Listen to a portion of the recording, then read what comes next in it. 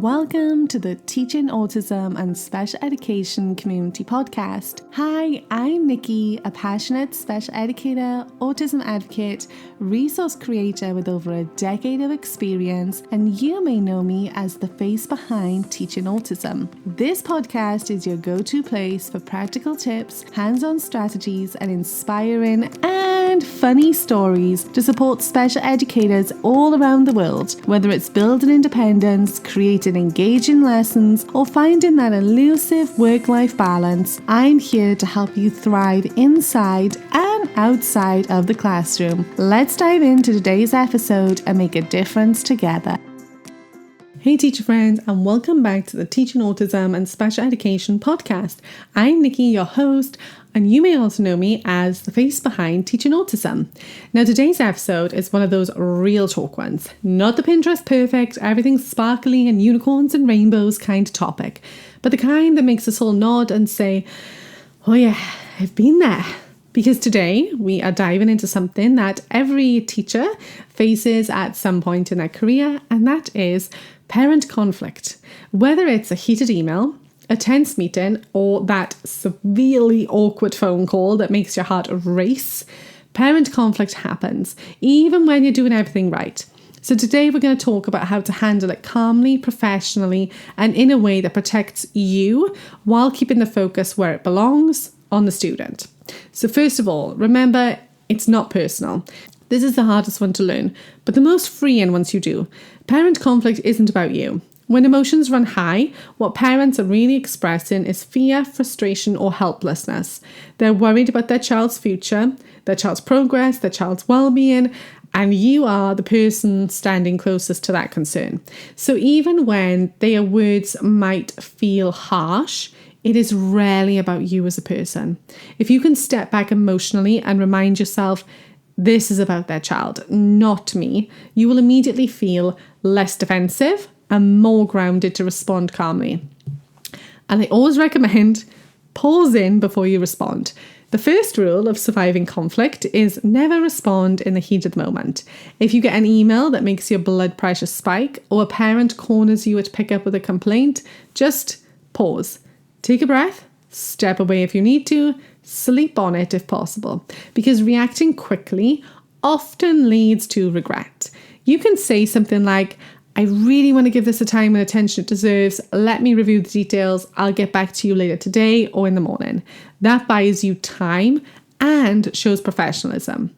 And when you do respond, I want you to focus on facts, not emotions. So for example, do not say, I feel like you're misunderstanding what happened. Instead, I want you to say, here's what happened during the session according to my notes. Don't say things like, well, I tried my best.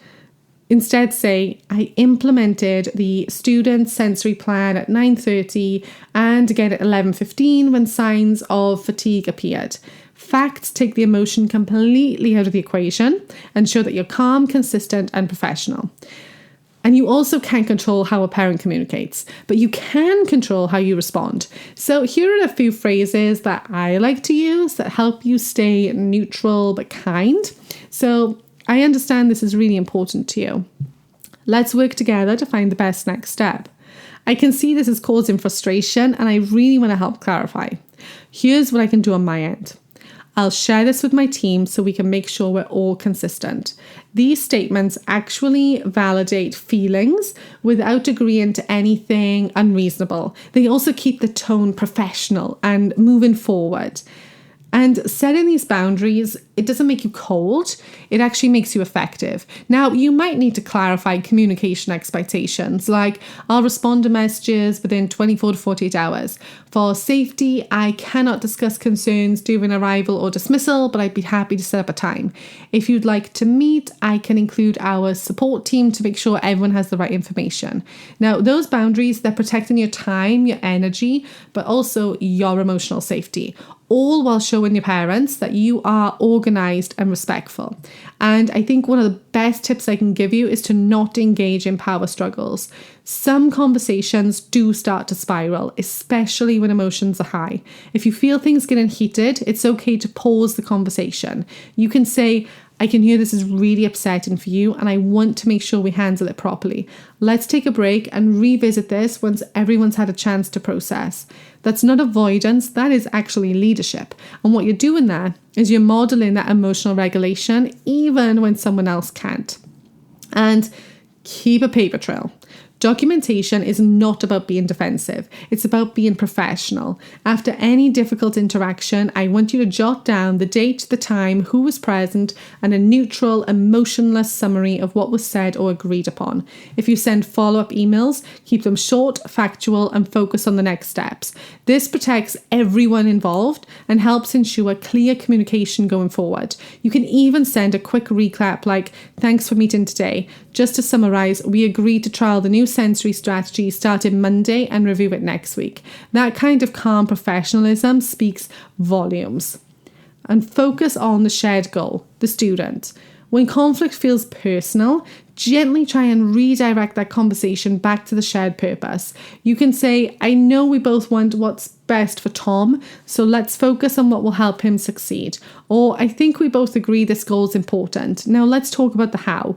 When you shift from this whole you versus me thing to we're on the same team, we're here for the child, it disarms tension almost instantly, because at the end of the day, you both want the same thing. You want a happy, thriving child. And one thing I always suggest is to have support in the room when needed. If you know a parent meeting might be challenging, never go alone. Ask an administrator, case manager, support staff member, anyone to join you. Not only does this provide accountability, but it also helps keep the tone professional and prevents any misunderstandings. You can even say to the parent, "I'd love to have Becky join us so we can all be on the same page." That's completely appropriate, and it shows you're proactive, not defensive. And finally, the most important here, I think, is to protect your peace. Just remember that conflict doesn't define your worth or your skill as a teacher. Even the best educators in the world have parents who disagree, criticize, or misunderstand their intentions, and you can't control that. What you can control is your response, your calm, your tone, your professionalism. So after a really tough interaction, I would say go and do something to release that tension. Take a walk, vent to a trusted colleague, listen to music in the car before heading home. Do not carry that stress into your evening, because you deserve peace as well. So that was a nice and short and sweet one today.